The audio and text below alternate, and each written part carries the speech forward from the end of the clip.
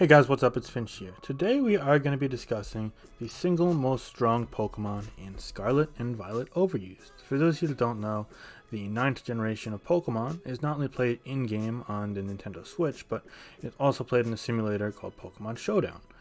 On Pokemon Showdown, there are different tiers. The most prominently played tier is something called Overused, where many of the best Pokemon are used, and are considered the most common format. However, there are some Pokemon that are too good for overuse. Those Pokemon oftentimes get relegated to a tier called Ubers.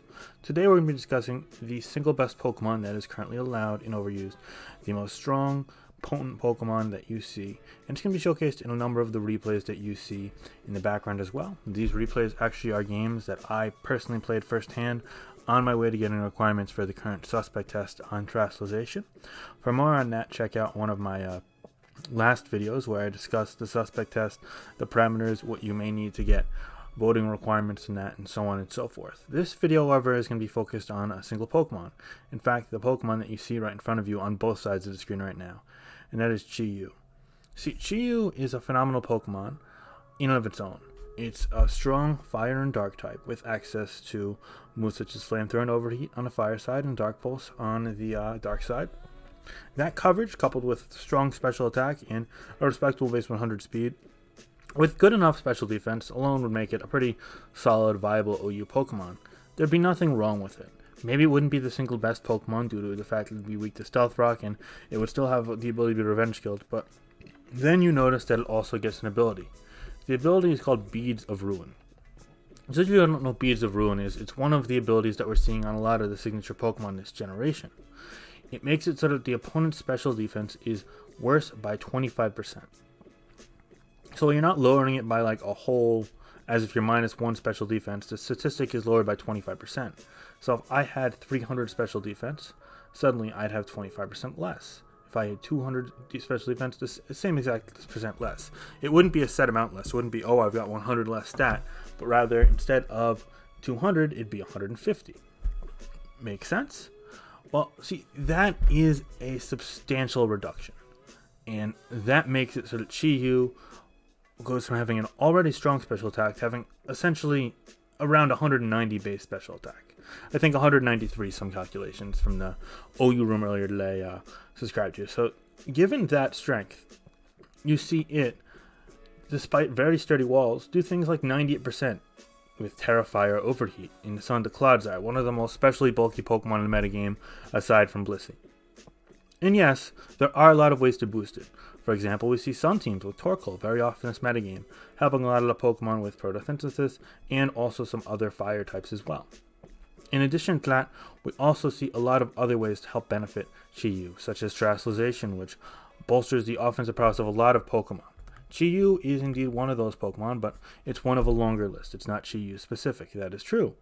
However, we also see ways of it terastallizing beyond its stabs, such as Tera Fairy or Tera Grass, getting things like Great Tusk for a one-shot despite an Assault Vest.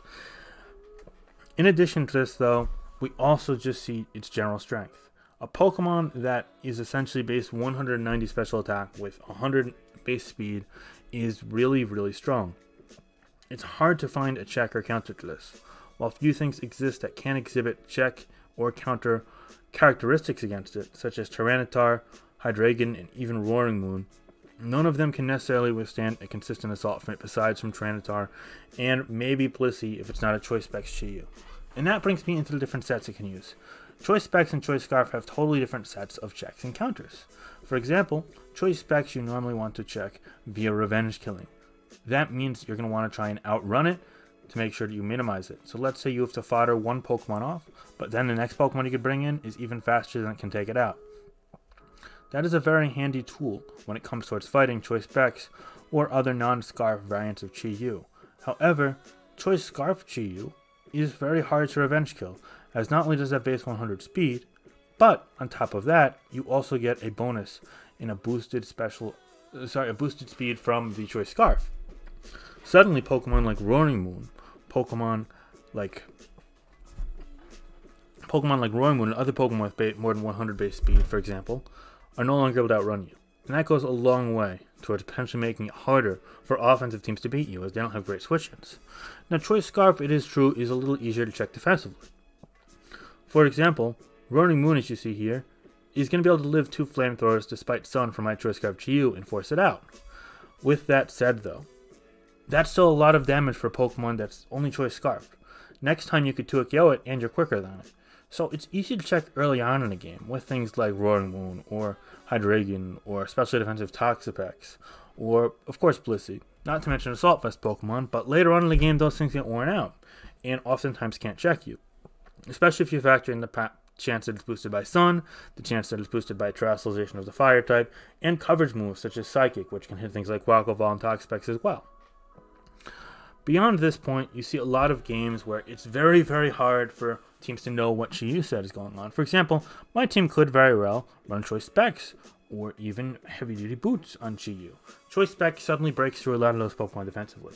Toxapex gets 2-KO'd in Sun by fire attacks or by Dark Pulse, or even potentially one-shotted by Psychic after Stealth Rock if it's physically defensive.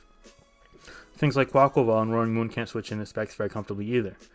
However, Scarf can revenge kill plenty of things that those Pokemon wouldn't expect it to, and Heavy Duty Boots has the option to run Nasty Plot and even things like Flame Charge, Substitute, or Tera Blast as we see here, although that's not a Scarf one, but neither here nor there. A lot of games ultimately come down to something called prediction, which can be a healthy mechanism for checking something because you could read into what the team has. For example, a lot of people see my team and notice that there are no Pokemon with over base 100 speed besides Chi-Yu, and they think it's probably Scarf despite the fact they've got 2 priority users as the metagame is very offensive. However, at the same time, it's very true that it's hard to know exactly what people are building with. It's hard to know the skill level of your opponent, and in such an early metagame state, it's hard to know what people are prioritizing. We're in that early stage of the generation where anything goes. There are a lot of Pokemon that aren't viable, unfortunately, due to limitations in the metagame, such as Chi-Yu, such as Terrestrialization, such as Cyclizar Screens Hyper Offense, but there are still a lot of Pokemon that are in the metagame that are good with multiple sets. For example, just on my team alone, Great Tusk can run Stealth Rock, or a Rapid Spin set. It could run Assault Vest, it could run Photosynthesis set with Booster Energy, so on and so forth. Chi-Yu could run Scarf, it could run Specs, it could run Heavy Duty Boots. Dragonite can run Choice Band, it could run Dragonite's 3 attacks, or my set Dragon's Roost. Look at my opponent's team on this team. Iron Moth, it could run a boosting set, it could run a Toxic Spikes pivot set, or it could run an Auto-Attacker set. Shenpao, it could run Choice Band, it could run Life Orb, Heavy Duty Boots, Swords Dance 4 attacks, you name it. The list goes on and on and on. This is just examples from right in front of me that I'm coming off with on the top of my head. The point is that we're currently in a metagame where there are maybe less Pokemon that are viable due to the constraints of team building, but those Pokemon have a lot of interchangeability, and Chi-Yu is one of the best examples of it, and arguably one of the best abusers of it, because you need to provide offensive pressure and presences to check Specs Chi-Yu and minimize the amount of times it can come in. However, when it comes to Scarf Chi-Yu, it actually plays as the revenge killer, as the anti-offensive option. And given that there are so few things that can check both sets, that's very problematic. You see this offensive team here getting basically melted by Chi-Yu in the later game stages. I did get a lucky burn in this battle, I'll be the first to admit that, and I'm very sorry to KD burn our account. But ultimately, you see that it's unstoppable. There's nothing that he can do to revenge kill it. Despite Sandy Shocks being quicker, despite Kingambit having priority, and Iron Moth being quicker, Shenpao being quicker, they're all slower than a Choice Scarf variant. And this is one great example of how it can serve as such a great revenge kill and anti-offensive option.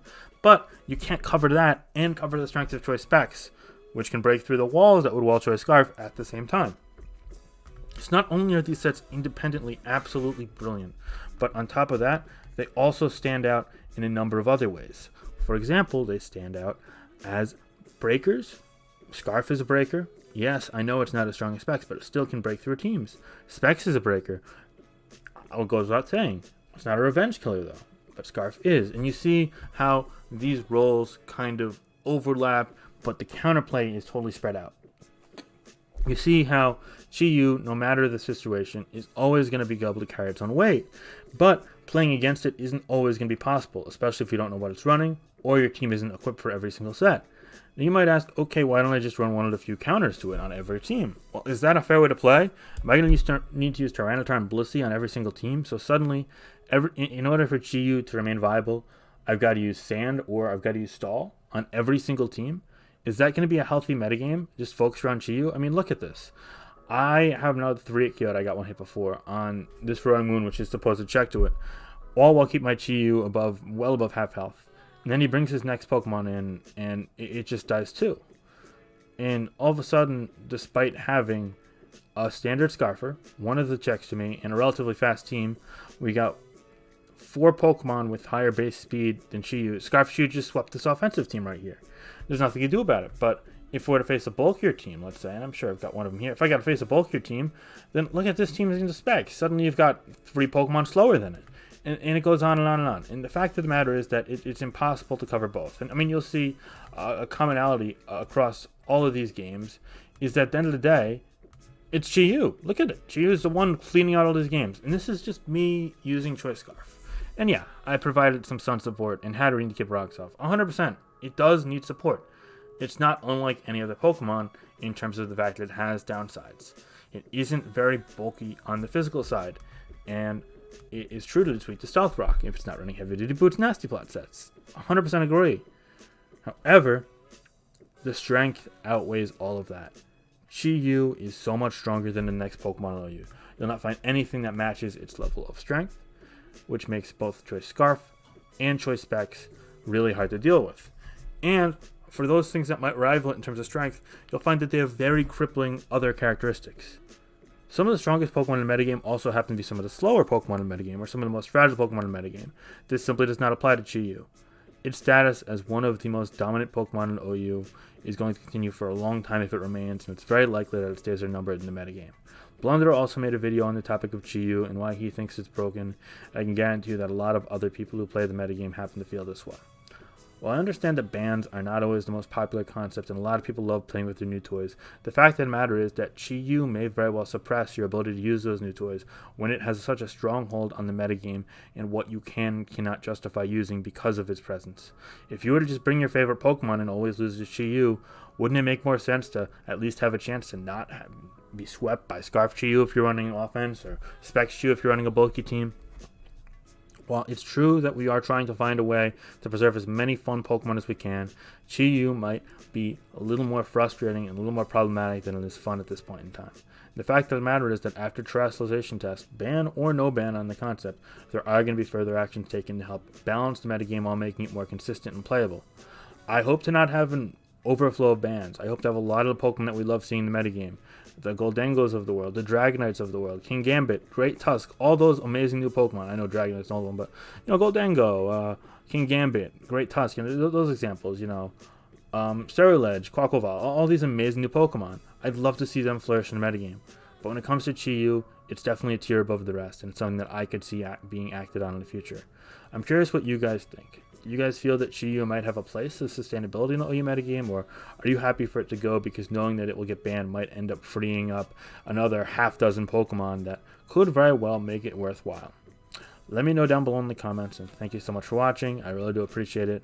I've been a bit more sporadic on my videos lately just because I've been super busy. I'm not sure when that's going to change. The suspect test has definitely occupied a lot of my time, but with that said, I am trying my best to fit in space to make videos and provide content and commentary on an ever so evolving metagame.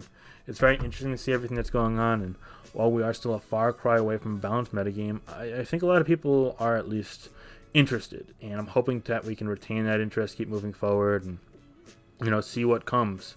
The metagame we see today is not the same as one we see tomorrow, let alone next week or next month. Even with home on the horizon, we could even potentially see Chi-Yu return to OU, but right now, in my opinion, it's absolutely too much for OU. Be sure to stay tuned, as in one of my next videos I'll be discussing potential future Uber Pokemon that might drop down to OU. No, not current Ubers.